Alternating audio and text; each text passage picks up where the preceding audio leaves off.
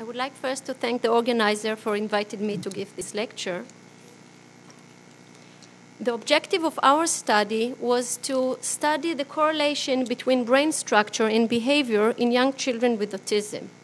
Endoconnectivity is one of the theories on autism that stand that abnormal connectivity between different brain regions is the basis and the response for the many symptoms of the autism. And as was emphasized in the previous lecture, which I think was very good for continuous of my lecture, that network is really a major issue and something that we should search and look for abnormalities.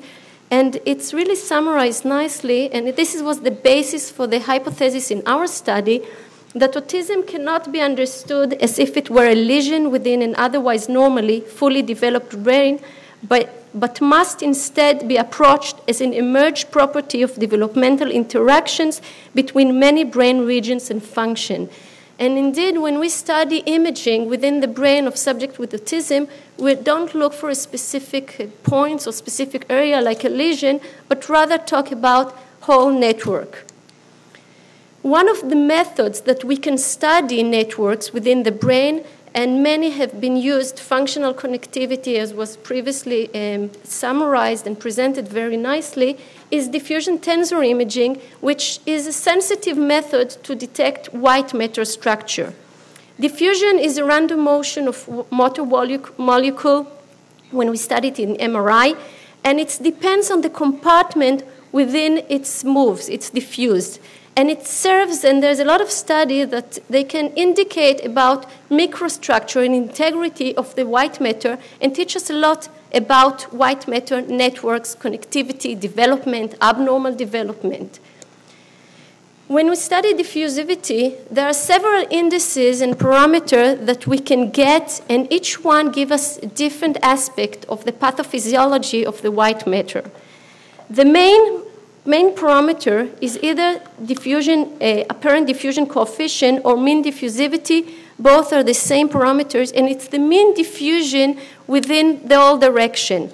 Because when we're talking about gray matter, the diffusion is isotropic. It's the same for all direction. However, when we talk like here on a white matter, the diffusion will be free when we talk about the long axis of the white matter fibers, what it will be restricted perpendicular to the main axis of the fibers. That gives us some information about the anisotropic of the diffusion. So in gray matter, we expect to have a mean diffusivity within more free but isotropic motion, while in fibers of the white matter, it is anisotropic, and therefore this method is more sensitive to detect white matter structure. So we can get first a whole average of the mean diffusivity, and this is good for several pathology, including stroke and other. But if we want to look about the white matter, so that other indices that we can study. One is the axial diffusivity, which is a diffusion along the main axis of the fibers. And there are many studies that correlate this finding with axonal growth, either abnormal, and we can study about changes in axonal growth during development. The other parameter is radial diffusivity, which is the mean of the diffusion perpendicular to the main axis of the fiber. And many studies correlate this with myelination processes, or if it's abnormal, to demyelination processes.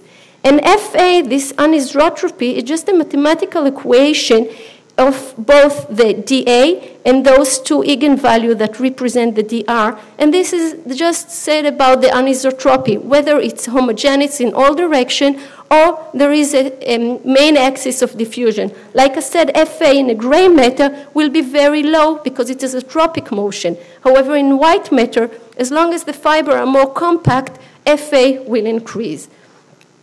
Most studies focused mainly on the mean diffusivity and on the fractional anisotropy without looking further to those that can give us whether it's problem of myelination, whether it's problem of axonal growth, and give us more insight about the pathomechanism underlying abnormal integrity of the white matter.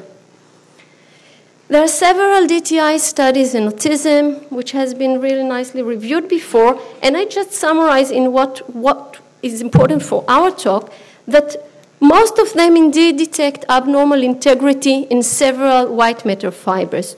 Most of them reported, and there is converging evidence about reduced functional anisotropy, that means abnormal integrity in specific brain regions, and the corpus callosum is one of the areas that there is a converging evidence that in the corpus callosum, in several regions of the corpus callosum, there is abnormal integrity.